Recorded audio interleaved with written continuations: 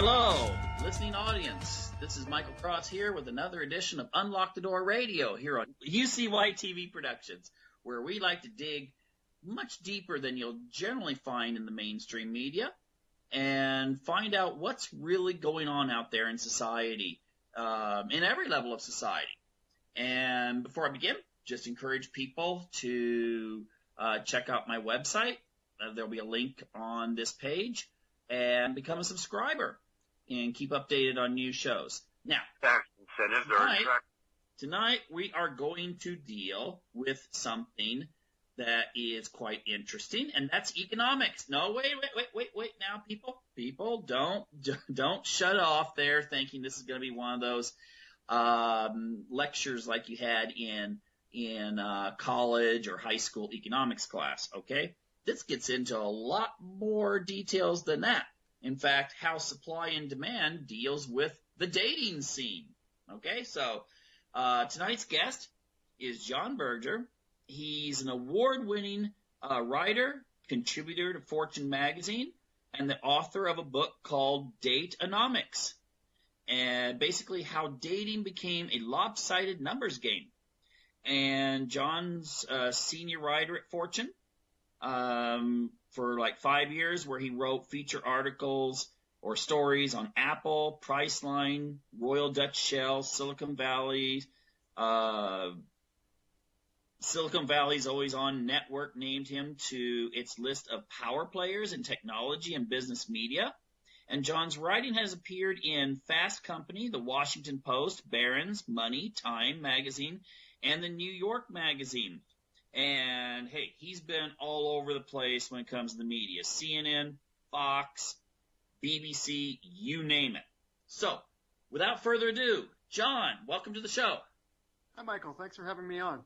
Okay, now, as I told the audience there, hopefully they're still on here because it's economics, how basically does supply and demand have anything to do with modern dating?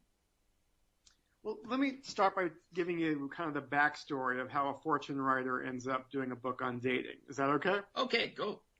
So, in my regular job, I write about more boring things like the stock market or oil and gas, usually for Fortune. But I couldn't help but notice that the editorial staff at Fortune was more women than men. But the men were generally either married like myself or involved in long-term relationships, whereas the women, who all seemed to have much more going for them dating-wise, which is my way of saying that they were more attractive and, had bigger personalities, etc. They weren't. Most of them were single, and they had these dating stories and dating histories that just made no sense to me. They just had guys who would never call them back, or boyfriends who cheated on them, or a couple of them claimed to never get asked out on dates at all. And my goal with the book was to try to figure out why this imbalance existed, why dating was so much harder for women, and particularly in cities like New York, but really in every Western country, why dating was so much harder for young women than for young men. And the answer really boils down to supply and demand and to demographics. So for the past 15 years, we've had 4 women graduate from college in the U.S., but really throughout the Western world. 4 women graduate from college for every 3 men. And I know in Europe it's, like we use college here in the U.S. as a synonym for university, but so I guess there would be 4 women graduating from university for every 3 men. And it's been that way for 15 years. And at the same time, both men and women have become more focused on dating people like them educationally. In other words, there's been an increase in what academics like to refer to as assortative mating. In other words, university grads tend to date and marry other university grads. So as a result, we now have a dating pool with 4 women for every 3 men. And that doesn't just make it statistically more challenging for women to find a match, but it changes dating behavior too. So the same way if you're shopping for cars, and you have all these great deals out there. You're going to try to, you're not going to put as much effort into paying up for the most expensive car if you have a million good deals available to you. And while it's not exactly apples to apples, there's something similar going on in the dating market today, in which men have so many choices when it comes to educated women that sometimes choices just aren't made. It's, I call it, and lots of people call it, the paradox of choice. Mm-hmm. I've often in instructing psychology, and when we're dealing with such things as relationships, I've often asked the question, and this is in Europe actually, asked the question and asked for it to be answered honestly. First, I asked the guys, would you date someone when you're when you're at a university, would you date someone who doesn't have a university degree or their job is far less than yours when it comes to the, status? And generally speaking, there's a lot of guys that say, sure, why not? But then when I ask the same question to the females, you get like this kind of embarrassed chuckling, and a couple of them raise their hands. But often, many of them will say, there is absolutely no way I would date below my educational or occupational status. You've seen that, haven't you, in your research? I've seen it. Well, I've heard it. The irony is that the data shows at least when it comes to marriage. Now, dating and sex is different, but when it comes to marriage, the irony is that the data in the U.S. shows the exact opposite. So there's a greater number of educated women married to lesser educated men than there are educated men married to lesser educated women, which is the exact opposite of what we think of it. I agree that if you ask that question to a group of men and women, you'll get exactly the answer you just described. But in practice, it plays out differently. And my take on this is that men think about dating differently than they think about marriage. So if the question is who are they willing to have sex with, the college thing may not be that important. But the college thing and the educational background, according to the numbers, is just as important for men as it is for women. Okay. When it comes to marriage. Could you please explain what you mean by the difference when it comes to men and for women? What's the difference then, not just sex, between just dating and looking for a future spouse? Well, the data on, there have been multiple studies on what sociologists call assortative mating. And there's been a 50-year trend in the U.S. Towards people, for educated people, college-educated people, only being willing to, or increasingly being unwilling to date or marry people who do not have a college degree. So, and this applies to men and women. But from a men's perspective, men don't get penalized for this kind of classism, so to speak, because the supply of college-educated women is so large. Women, however, do get penalized because they're limiting themselves to a smaller market of college-educated men. Okay, and so maybe when the person's just out there just trying to find someone to be with, they're going to have different expectations than when they're actually looking for someone to be with, their whole life. Yeah, I mean, this also could reflect what people are willing. When you ask this question, I assume it's not in private; it's in a group setting, correct? Yeah. So it could be that people answer questions differently in group settings, given that they're going to be judged on the answer, and it may not always reflect what their true feelings are. My feeling is that, particularly when it comes to all things related to love, sex, and romance, that you have to kind of take an extra hard look at the survey data and what people say, particularly in public settings, because there's both what they believe and what they want people to perceive that they believe. Okay.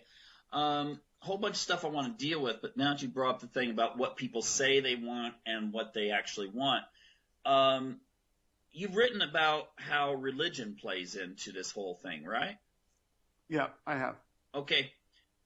What, there's kind of this idea that this lopsided situation with men and women is really playing out amongst conservative religious groups. I mean, you might Orthodox Jews, Mormons, and so forth. Explain how that works then in reference to when people are looking for someone to settle down with. Well, so the reason I ended up writing about religious groups was that as I was working on the main part of the book, I had a lot of people tell me, well, it's not about sex ratios. It's just that the culture has changed and that the whole dating culture is looser and that's what's going on. And, I'm not trying to be the moral majority here. I'm not criticizing the hookup culture or endorsing marriage or anything like that. But what I don't accept is that the culture changes for no reason, which seems to be the argument that people would make, that somehow or other things naturally flow from conservative, social arrangements to looser ones. And I don't believe that things change for no reason. So what I wanted to do is look at conservative groups, in this case religious groups, where I could pretty definitively say that the reason the dating culture is changing, it's not because of rap videos or because of Tinder or any of the other things that people like to blame for the dating culture becoming less monogamous. I wanted to show that lopsided gender ratios affect God-fearing people in largely the same way they affect secular people. So I ended up looking at two ultra-conservative religious groups, members of the LDS Church in Utah, the Mormon Church in Utah, and also ultra-Orthodox Jews, mostly in the U.S. And for different reasons, in both of those communities, there are now many more marriage-age women than marriage-age men. And the effect on the dating culture has been very similar to what you see in the secular world. The men have all the power, and they exploit this power to the disadvantage of women. Okay, so even in conservative religious groups, you may find that women might do more than you would expect in order to keep a man. There's a website out there, realself.com, which is kind of like the leading consumer information site for plastic surgery. And according to Real Self, Salt Lake City, Utah leads the nation in breast implants per capita.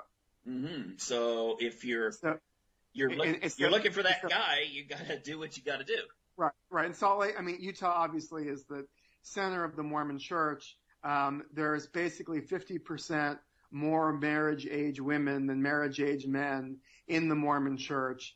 And as a result, the marriage market has become far more competitive for women. And one of the upshots is that the Salt Lake City has an outlandish number of plastic surgeons per capita. Okay, so I'm just thinking this here too, from a psychological standpoint.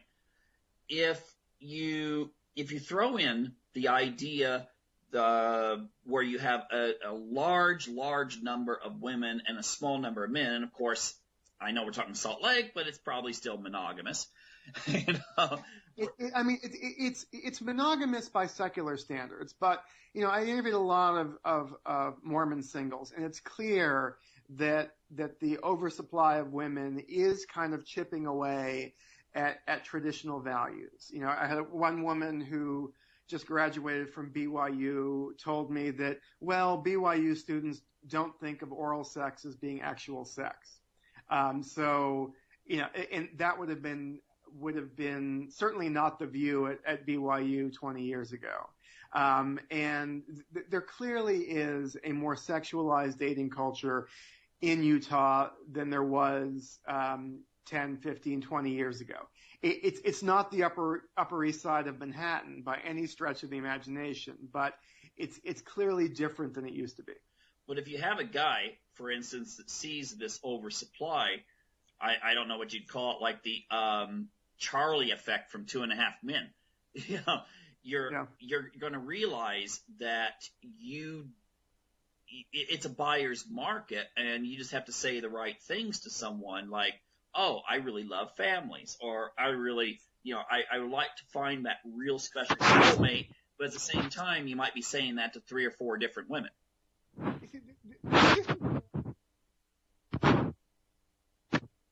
Hello? So the question is whether men are doing this consciously, as you are describing, or, and I kind of lean towards the latter explanation, or does the entire culture change when women are in oversupply? Does everybody buy into a less monogamous, more promiscuous dating culture, men and women, when women are in oversupply? And I lean more towards the latter. I don't think men or women are going around doing a head count and then adjusting their behavior accordingly. I think what happens is, you enter a dating world it's kind of a when in Rome phenomenon, that you're entering a dating world in which it's already more sexualized and less monogamous because of the oversupply. And if you're just a young person kind of coming of age dating wise, that's all you know. And where you really see this is in colleges in the U.S. In the book, I did a study of 35 major public and private colleges, ranking them by their sex ratios, from schools that are more men than women to those that are more women than men, and then pairing that data with how students talk about the dating culture at their schools. So there's a student-authored college review site called College Prowler, that's the book, or niche.com, which is the website. And it's basically written for kids applying to colleges. And it'll tell you everything from what the academics are like to what the football team's like, what the cafeteria food is like, or what the dating scene is like. And it's very clear from my research that the schools that are mostly women, are 60% female, 3 women for every 2 men, have a very sexualized dating culture, whereas the ones like Georgia Tech or Caltech that are 60% male have very traditional, very monogamous dating cultures. And I don't think freshmen are arriving at Georgia Tech doing a head count and then saying, oh, I'm a woman, I'm going to hold out, or I'm a man, I'm going to treat her better. I just think these young people arrive into a pre-existing culture and then join in. Mm-hmm.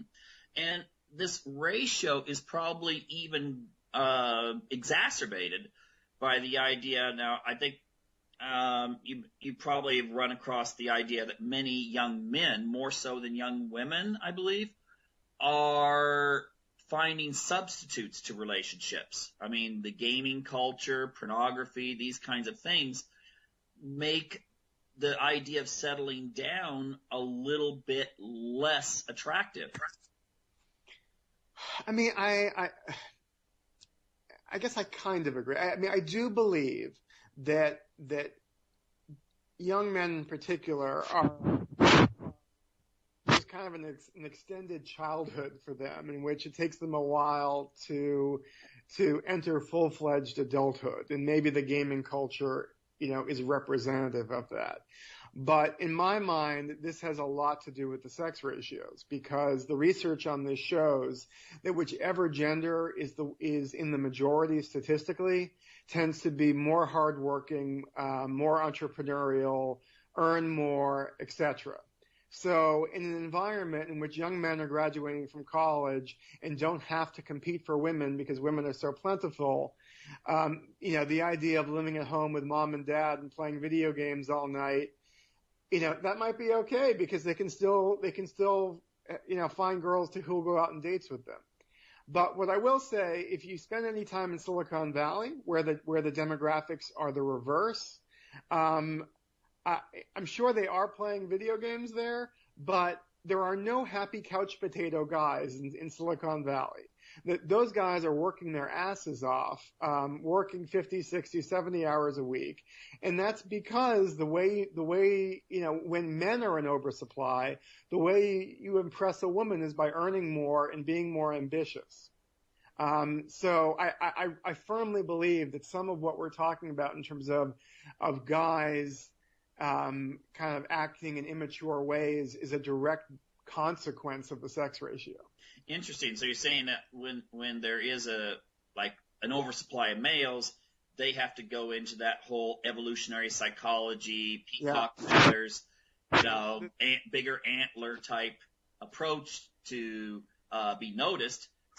Whereas when it's reversed, the women have to show more of the they don't show the same traits, but they have to do something to attract the males that are out there. I mean, where you really see the reverse play out is in China.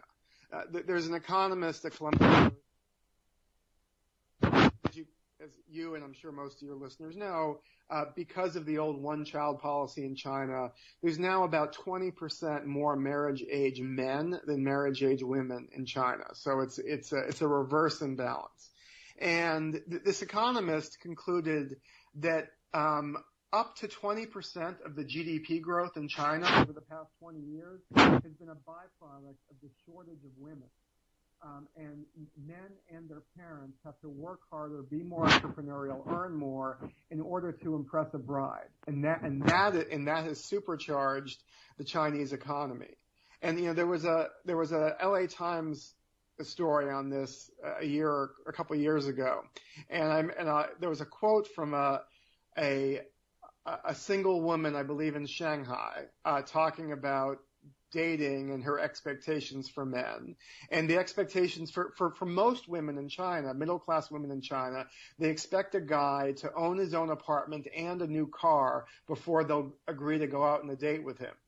And this one young woman who was quoted in the LA Times story, I think this is verbatim, but if not, it's close. She said she would rather cry in the back of her boyfriend's BMW than smile on his bicycle. Mm-hmm. Interesting. So you can really see in China how the shortage of women has given women there the leverage, and the way men respond to that is by working harder and earning more. So you might actually see a situation where in the future couples will be more desirous. I know they've raised their ratio to 2 now, that you can have children without being penalized, but there may be more of a desire to have girl babies than guys. There was a quote from a young husband, a father to be. Actually, I think it was that same LA Times story. And the reporter asked him about this, and he's about to have his first child, and his comment was, "I hope it's a girl. Boys are too expensive." And that's exactly what we're talking about here. So what happens in China is it's not just that the young men have to earn more. Their parents are kind of burdened with helping them out financially in order to impress a wife. So you have young parents to be who would actually prefer to have a girl because the financial burden of having a boy is too much. And if you know anything about Chinese culture going back many hundreds of years, this is the sea change to end all sea change, because not so long ago,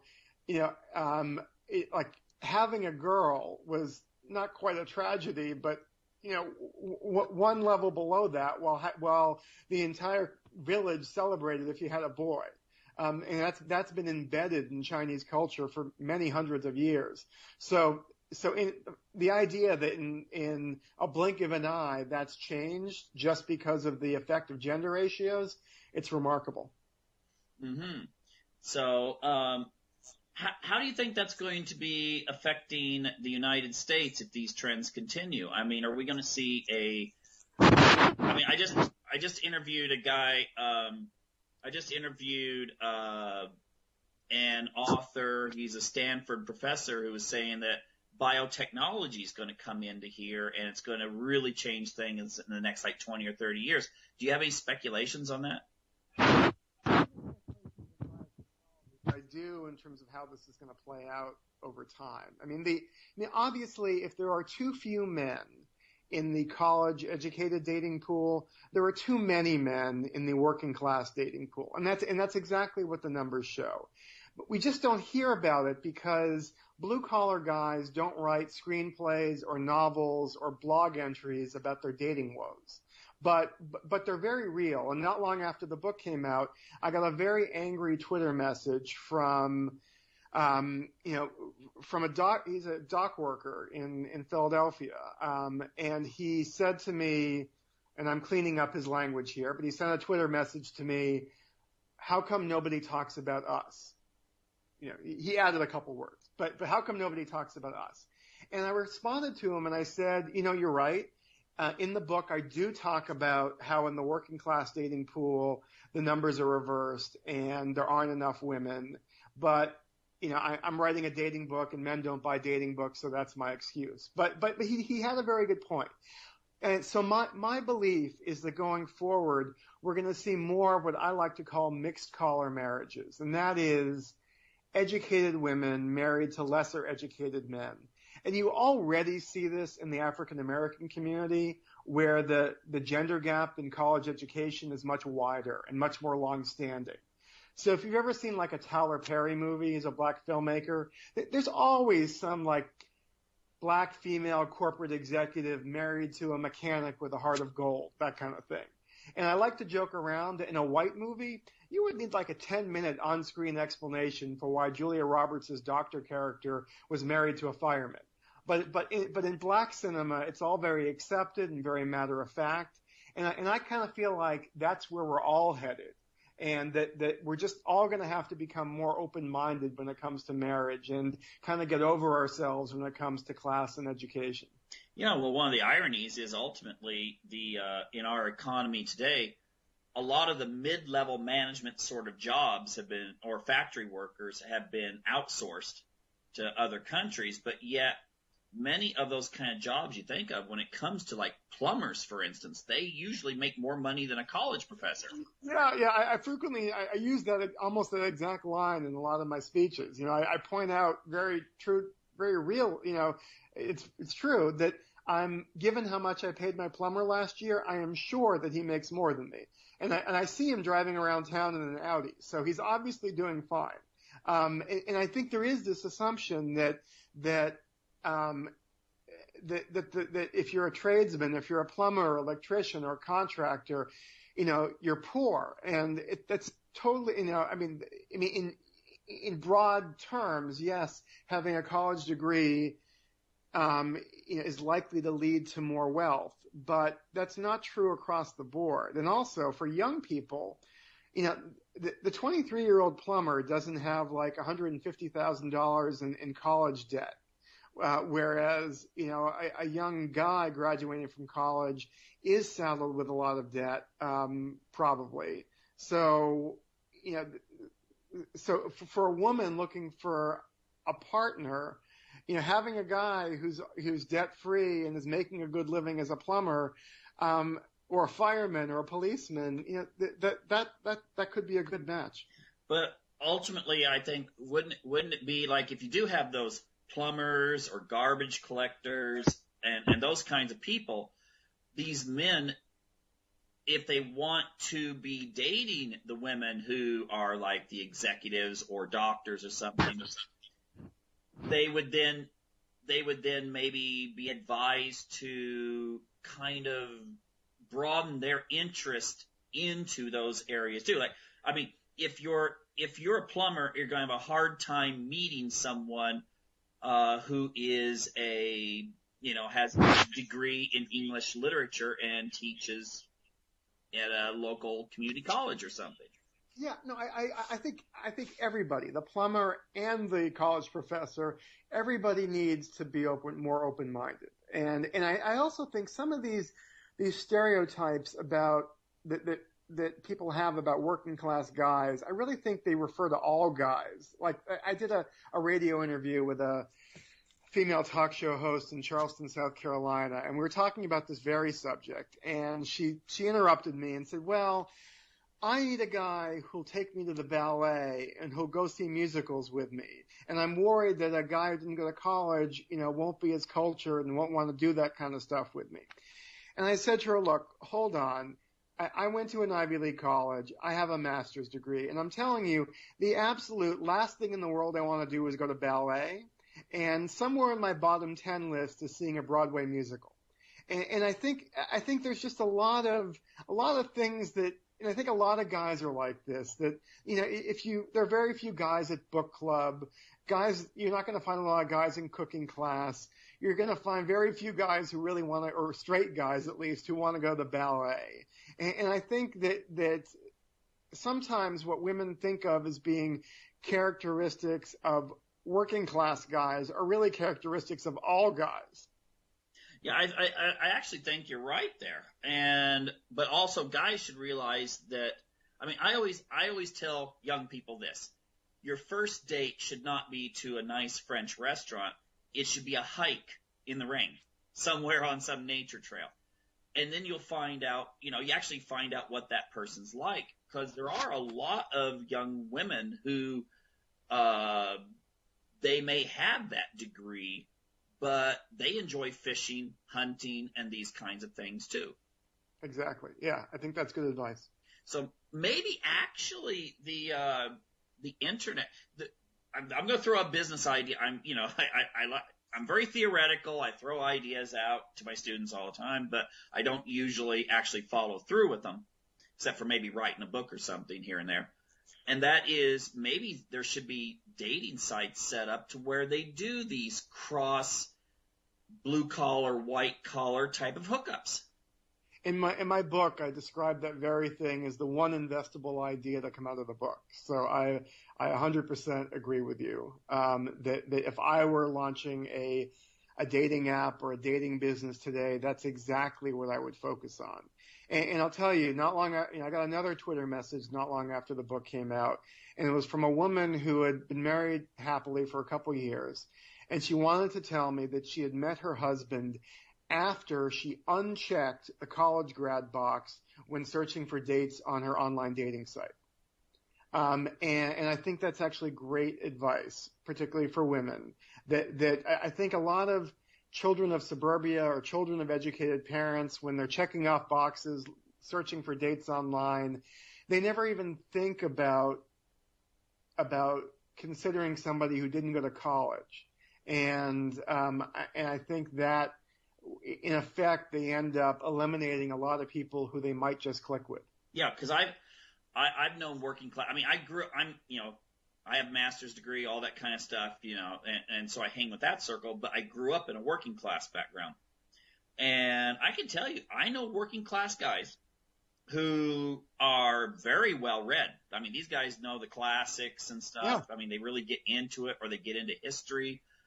Almost fanatical sometimes, or they really enjoy science. And the irony is that they, that sometimes the people, they still have those interests. They're still researching things, versus in college, you're kind of told, okay, this is your major. This is what you have to concentrate on. So you don't actually learn about other things. So there are a lot of guys out there who really are very interdisciplinary. And maybe they're even better catches than the guy who all he knows about is his particular field he studied for. Yeah, and maybe some of them are more likely to be kind of the alpha men types you were referring to earlier, who perhaps the women don't want to admit that they would consider, but they actually do. Yeah, because it's kind of funny, read up on the social sites and stuff like that when it comes to series. That, and I talk to students and they say, for instance, they say that they'll stop watching The Walking Dead if I don't know if you ever watch it, but the Daryl character, who's like the stereotypical redneck, and yet he has these giant followings of females of all educational backgrounds. Exactly. So, ultimately, maybe, what was the name of that music video Madonna did where at the end of all these rich guys coming after her, she goes out into a pickup truck with this guy, or this was in the 80s, so. Is this the Material Girl? Yeah. Yeah. Yeah, maybe that's something that, title of your next book. I don't know. Maybe. So ultimately you think that what's going to happen is there's going to be a change in since the 1950s, dating culture altogether. Yeah, I mean, I was at a conference a few years ago, a dating industry conference, and one of the people I met there was David Buss, who's a professor at University of Texas, and he writes, his area of research is dating and gender and things like that, and he told me he thought that we were just going to permanently end up with a society in which a third of the women never got married because there are no men for them. And I couldn't disagree more with Professor Buss on this. I think it's inevitable that the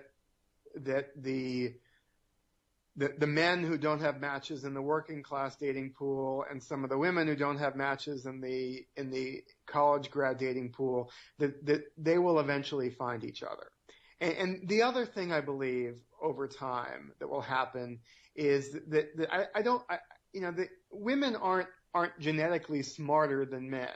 And eventually we're going to fix the boy problem in our schools, and we'll get back to a situation in which men and women are attending college in equal numbers. Yeah, I've actually thought, for quite some time, we had these programs that tried to get women more young girls interested more in science and math and those kinds of things, and that seems to have worked. So maybe we need to start doing that for men as well. I agree. I also think there's kind of a simpler solution. I know that there are folks out there who believe that we've gone too far in the other direction, kind of what you're talking about. We've gone too far in raising up girls. The problem, and I know there's probably some anecdotal evidence of that. The problem is that this gender gap in college enrollment exists everywhere, not just in the U.S., even in China, where I guarantee you they are not putting girls' interests ahead of boys. Even in China, there are 10% more women than men in higher education.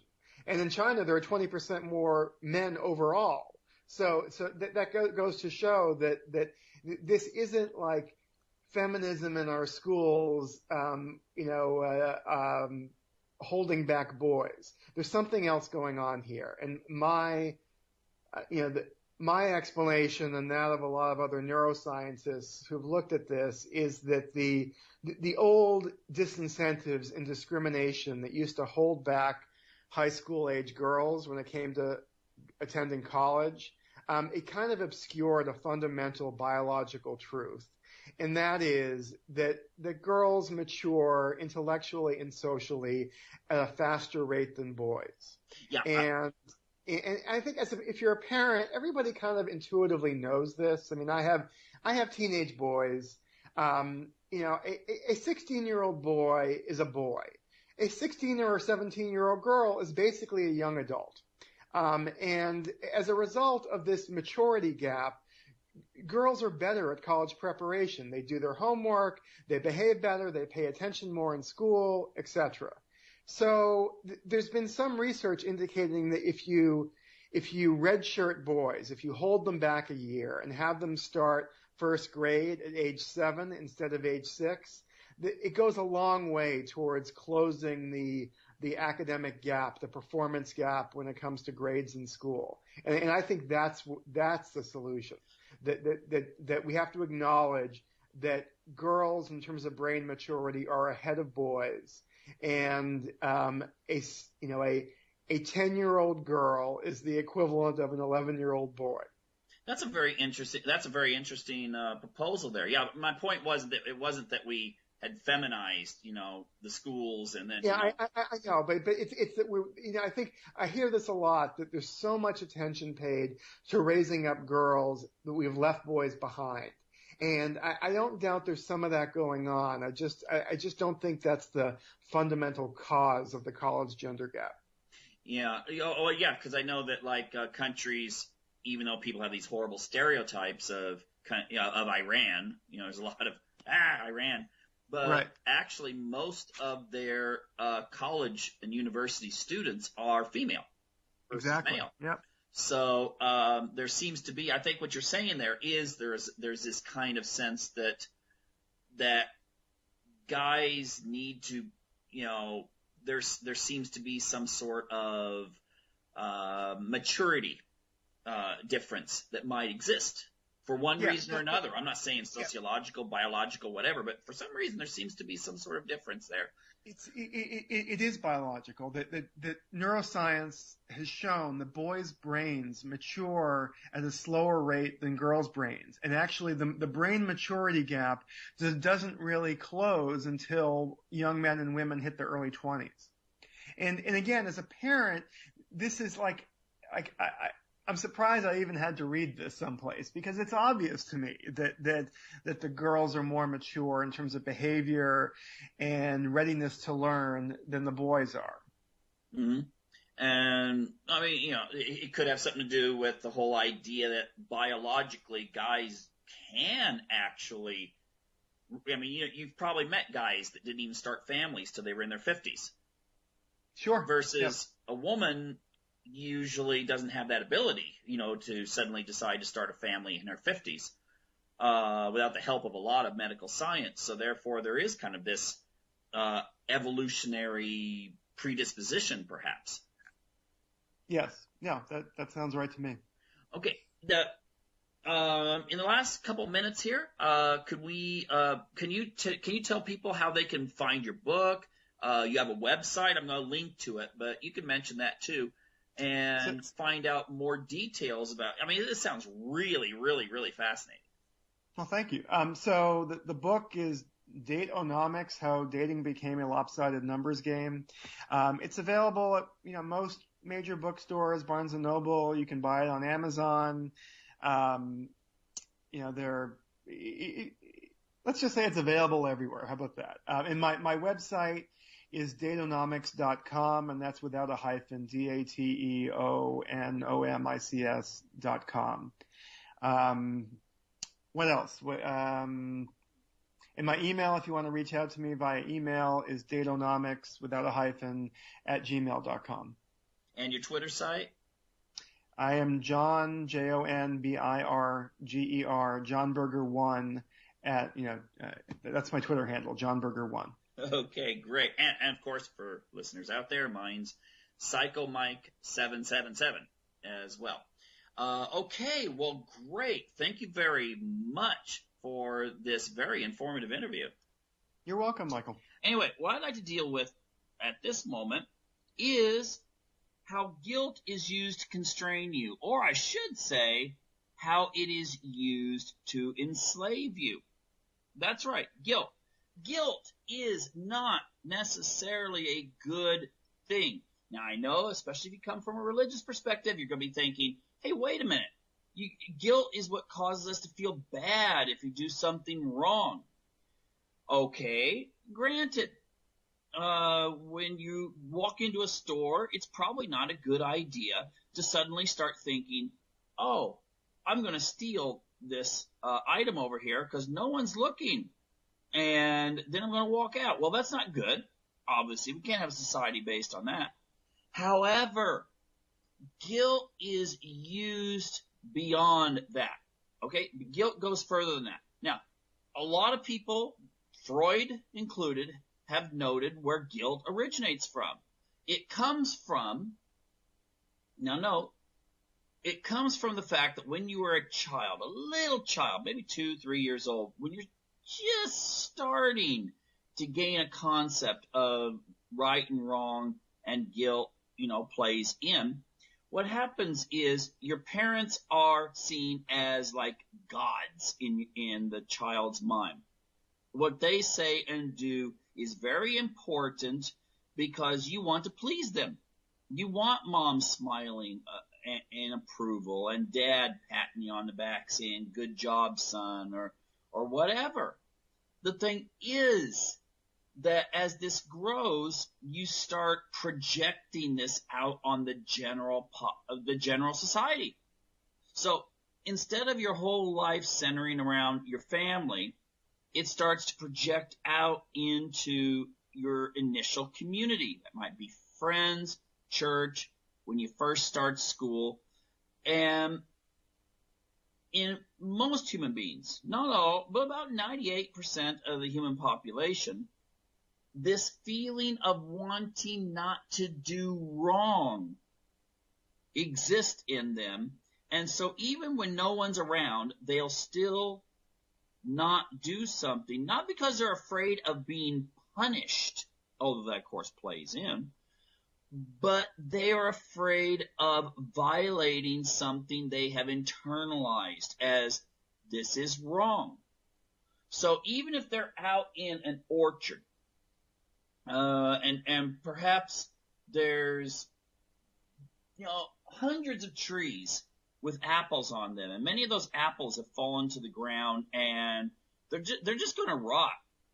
Many young kids will start thinking to themselves, I'd love to have one of those apples, but wouldn't that be stealing? My parents said I'm not supposed to take something off someone else's property. And let's say they actually do it anyway. They take an apple, it looks so good, they bite into it, they finish it off, and then as they're leaving, they're thinking, oh, I feel really bad about that. I stole something from that farmer. This is where guilt comes in. Now, you could argue whether that's good or bad or justifiable or whatever, okay? But the thing is that guilt is a real process. Now, what I am concerned with is that it is used politically and socially. And it's promoted to cause you to feel bad about something and therefore have to atone or repent. Just like maybe you go home when you're the little kid, let's say you're 6 years old, you're like, I feel bad. I took from Farmer Jones' orchard. I ate an apple. Well, mom and dad could just say, wow, it's no big deal. They have thousands of them. They won't miss it. Or they might say, you know what? We need to go buy an apple at the store and give it to Farmer Jones. Or we need to go give him some money to pay for that apple. Okay? And then that makes you feel good. You've atoned. And you're like, okay, and you give the apple or the money to Farmer Jones, and he's like, oh, thank you, son, and everything's good. And you feel so pleased. Now, religion uses this too, when they come up with this idea of original sin. Oh, Adam and Eve bit into this fruit. No, there's nothing about an apple in the Bible, okay? I mean, come on.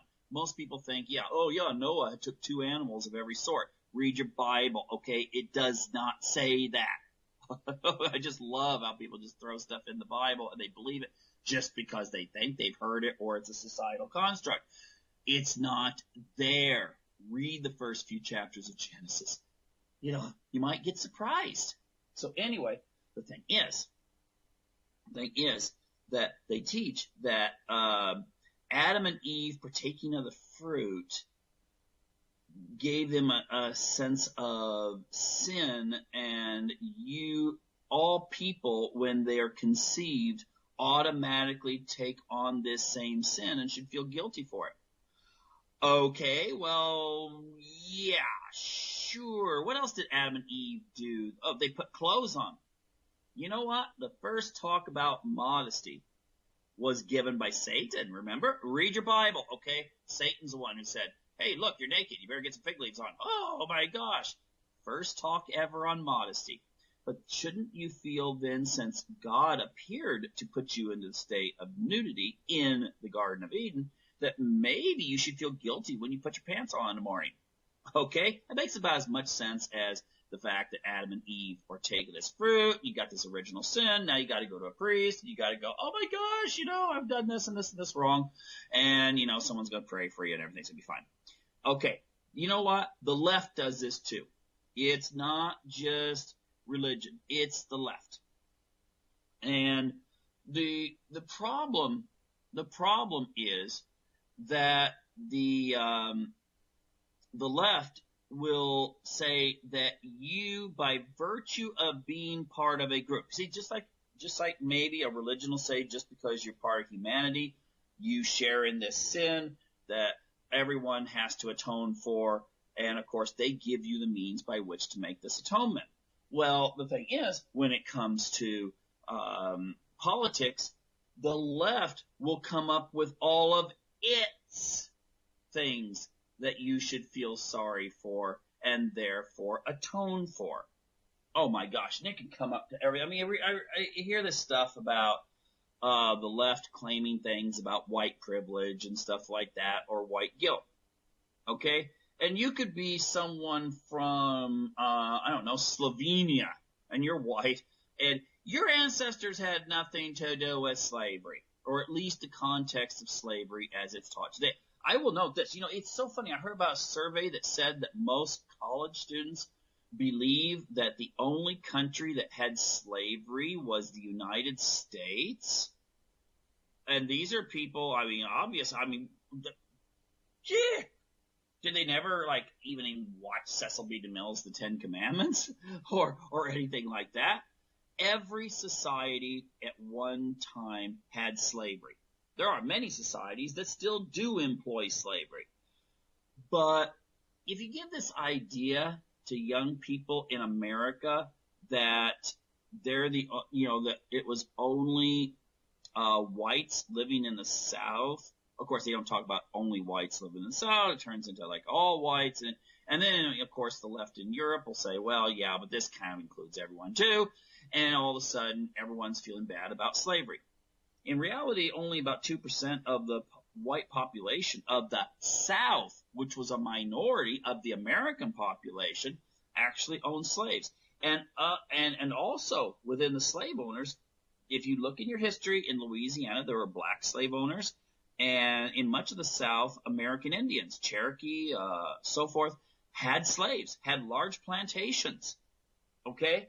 So slavery is not something unique to America. It's not unique to a particular race. Okay? How do you think a lot of these big giant monuments throughout antiquity got built? These giant pyramids, these big walls, these fortresses, and so forth. Much of it was from slaves. So the thing is that, first of all, if you don't know much about your history, then you may fall susceptible to this kind of guilt complex that's used usually to promote a certain agenda. Now, I think that we should remember history. We should remember the bad things so that we can strive not to repeat them. Okay? There's a lot of stuff, persecution of Mormons, in the 1800s, the slavery, a lot of bad stuff that was done to Irish immigrants and so forth. But that doesn't mean that you're supposed to hold grudges. If you're a Irishman, doesn't mean you go down and find some British person, and beat him up. And the same thing should go for even if your ancestors, okay, Obama's ancestors, were slave owners. It's no reason even for you to feel bad about something that happened then, because you had nothing to do with it. You did not make a moral choice about that. But often the left will say, look, there's starving people somewhere in the world. And you should feel guilty about that. I'm not saying you shouldn't do something to help. Okay? But the thing is, you should not feel responsible for it, even if you do have a good standard of living, because, you worked for it. In fact, if you come from a religious standpoint, you're actually committing the sin of ingratitude. If you start thinking, oh, well, I've got all of this, I should feel guilty for it. If you believe that God has blessed you with something, it doesn't mean you're like, oh, I'm so much better than those people in some other part of the world that might be having problems. But it can be that you're given the opportunity then to help others. It shouldn't be out of guilt, though. It should not be done out of a sense of feeling bad about you, your ancestors, or something like that. Because that will just, again, cause you to be, well, first of all, neurotic. Second of all, it's going to make you feel negative towards yourself. You're going to be self-destructive. You're going to have views that, you're less worthy to take up space on this planet.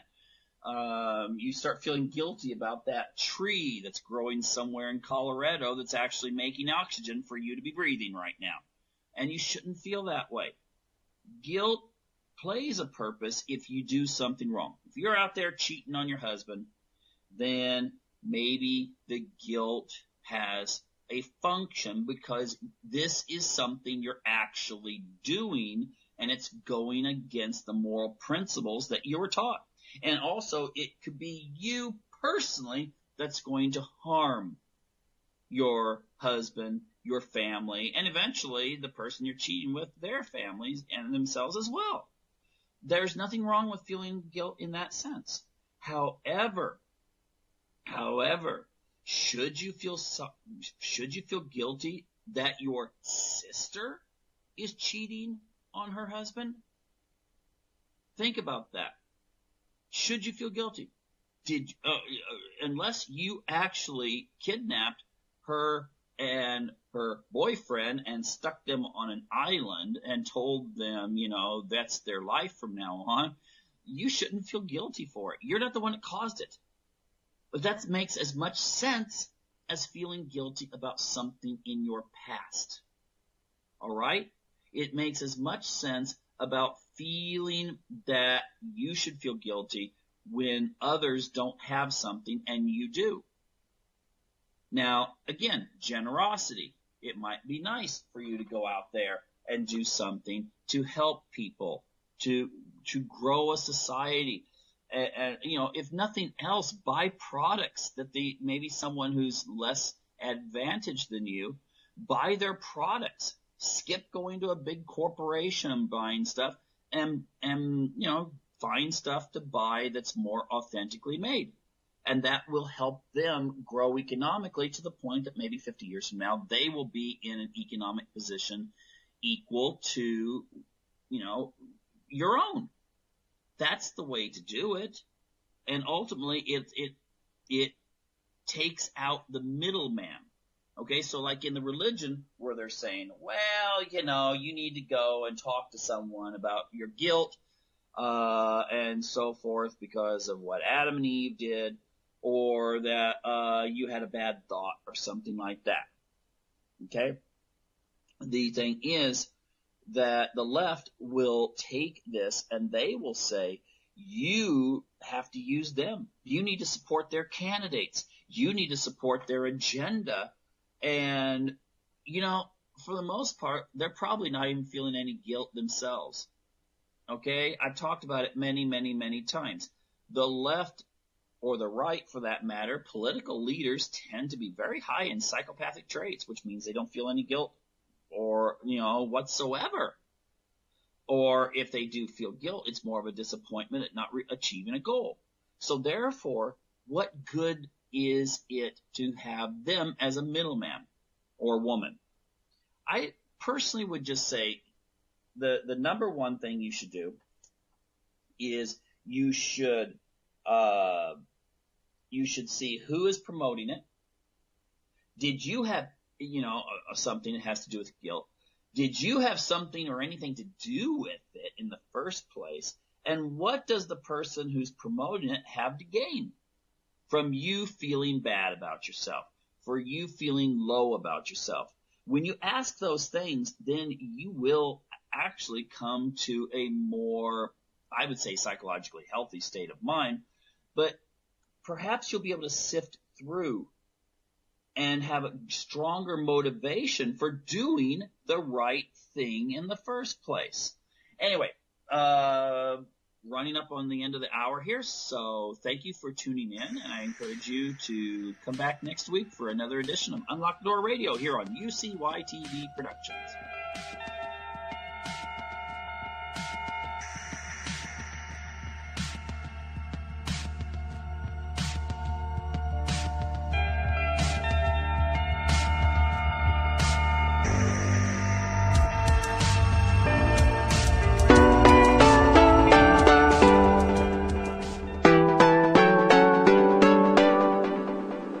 You are listening to UCY.TV.